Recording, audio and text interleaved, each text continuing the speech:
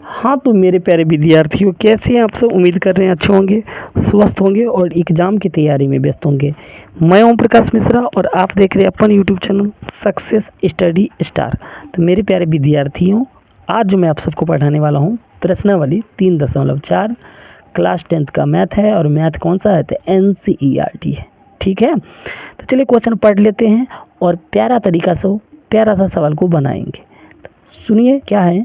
निम्न समीकरणों के युग्म को विलोपन विधि तथा प्रतिस्थापन विधि से हल कीजिए, कौन सी विधि अधिक उपयुक्त है? ठीक है बुआ लोग, तो मैं आप सभी को प्रतिस्थापन विधि से पिछले चैप्टर में बता चुका हूँ और अभी जो मैं बात करूँगा आप सभी से विलोपन विधि के बारे में। ठीक है, तो विलोपन विधि में पहला क्वेश्चन देख चुके हैं और अभी जो मैं बात करूँगा दूसरा क्वेश्चन के बारे में। ठीक है, तो चलिए ना वीडियो को शुरुआत करते हैं। तो मैंने ले लिया है एक वाइट पेज और यहाँ मैंने क्वेश्चन को पहले से लिख लिया है। अब क्या करेंगे, ये समीकरण फर्स्ट है, समीकरण ये क्या है? पहला है, और ये समीकरण क्या है? दूसरा है। ठीक है, अब एक बात बता देते हैं, ये सवाल को अब बना देंगे। तो आपको पता है इस विधि का नाम है विलोपन विधि। कौन से विधि से सॉल्व करेंगे? विलोपन विधि। तो विलोपन विधि में आपको कोई एक चर को काटना होता है, या तो x को काट लेंगे, y को काट लेंगे। लेकिन शर्त यह है कि x और x ये समान हो। अगर ये 3x तो ये भी 3x होना चाहिए, अगर ये 4 है तो ये 4 भी, मैंने दोनों समान करेंगे ना तब ये काट सकते हैं, ऐसा नहीं जो एकदम काट लेंगे। ठीक है, तो पहले चलिए समान कर लेते हैं। अब यहाँ देखिए 3x + 4y = 10 है। ठीक है, यहाँ 2x माइनस के 2y = 2 है। अब एक बात आप इस समीकरण को अगर आप देखिएगा दूसरा वाला को, तो 2 से यहाँ भी 2, यहाँ भी 2, यहाँ 2, यानी अगर तीनों कटने वाला है ना तो इसको काट भी सकते हैं। तो काट लीजिए ना, देखिए 2 से, लेकिन यहाँ काट लेंगे तो यहाँ 2 कुछ नहीं बचेगा। ठीक है, इसी कारण इसको काटेंगे नहीं। ठीक है, क्वेश्चन नंबर 2 है। तो एक बात हम आपको बताते हैं, समीकरण E1 है। ठीक है, समीकरण 1 को अगर हम, समीकरण ये 1 है ना, 1 को अगर हम 4 से गुना करेंगे और इसको 6 से गुना करेंगे तो कट जाएगा। देखिए देखिए यहाँ है ना, 4 तिया 12, 4 तिया 12 और 2 छक्का 12। तो ये देखिए 4 से इसको अगर गुना करते पूरा में तो 4 तिया 12 और इसको 6 से गुना तो 6 दूना 12, x कट जाएगा। चलिए हम इसको लिख के बताते हैं। समीकरण 1 में बोले किससे गुना करना है, तो आप लोग को बता देते 4 से, तो गुना 4 लिख दिए। समीकरण 2 में किससे गुना करना है, तो 6 से। ठीक है, तो चलिए लिखते हैं। अब एक बात बताइए, 4 से गुना करेंगे तो देखिए 4 से, तो 4 तिया 12x, फिर 4 से 4 में करेंगे तो 4 चौका 16y, और फिर 4 से 10 में तो 4 देंगे 40। अब यह समीकरण कितना हो गया? 3 हो गया। ठीक है, अब एक बात बताइए, अब इसको बारी है समीकरण 2 को 6 से गुना करने पर। तो देखिए 6 दूना 12x, 6 दूना 12y और 6 दूना 12। अब आप लोगों को प्रश्न आता होगा, सर हमको समान अगर एक ही चीज़ करना है तो आप पूरा समीकरण में उससे गुना करते हैं। हाँ बउआ, एक बात याद रखिएगा, ये नहीं जो हमको इसको ही एकदम समान करना है तो इसमें नहीं गुनागे, पूरा समीकरण में करना पड़ता है, याद रखिएगा, पूरा समीकरण में। ठीक है, अब ये समीकरण 3 हो चुका है तो इसको समीकरण 4 मान लेते हैं। ठीक है, अब देखिए 3 में से 4 घटाएंगे तो 12 12 कट जाएगा, तो वही यहाँ लिखेंगे। समीकरण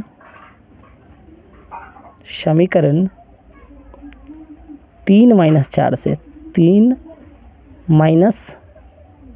4 से, तो 3 समीकरण क्या है? 12x + 16y = 40।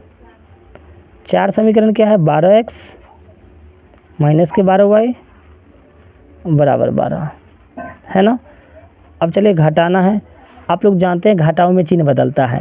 देखिए 12 के आगे कोई चिन्ह नहीं है, तो आपको बताए थे कोई चिन्ह नहीं रहता है, इसका मतलब प्लस है। और प्लस भूत प्रेत की तरह रहता है। किसके तरह? भूत प्रेत की तरह रहेगा, लेकिन दिखाई नहीं देगा। देखिए 12 के आगे कोई चिन्ह है तो नहीं है, लेकिन प्लस चिन्ह छुपा हुआ आपको पता है ना। तो प्लस कौन सा चिन्ह की तरह होता है? भूत प्रेत की तरह होता है। तो एक बात बताइए, यहाँ प्लस न है तो यहाँ इसको माइनस हो जाएगा, क्योंकि घटाओं में चिन्ह बदलता है। तो प्लस तो माइनस, अब यहाँ देखिए माइनस है तो क्या होगा? प्लस, यहाँ प्लस है तो क्या होगा? माइनस। अब देखिए प्लस का 12x माइनस के 12x कट गया ना, एक नाम है बुआरे विलोपन विधि। देखिए एक चर कट गया कि नहीं कट गया। अब देखिए 12y और 6y 16y, तो 28y होगा, 28y। और देखिए 40 में से 12 घट जाएगा तो 28 ही होगा। तो देखिए 28 28 तो 28 से 28 कट गया, जब कुछ नहीं बचा था क्या बचा, y का मान 1 आ गया। क्या आ गया बुआ लोग, y का मान 1। अब यही y का मान दोनों समीकरण में रख देंगे तो अपना किसका मान आ जाएगा, x का आ जाएगा। तो चलिए हम समीकरण 3 में रख लेते हैं। y का मान समीकरण 3 में रखने पर, ठीक है, 3 में रखिए। तो 3 समीकरण है आपको ये 12x, पहले समीकरण लिख लीजिए 12x, उसके बाद क्या प्लस के 16y, आप लोग ध्यान दीजिएगा, प्लस का 16y बराबर कितना है 40, ठीक है।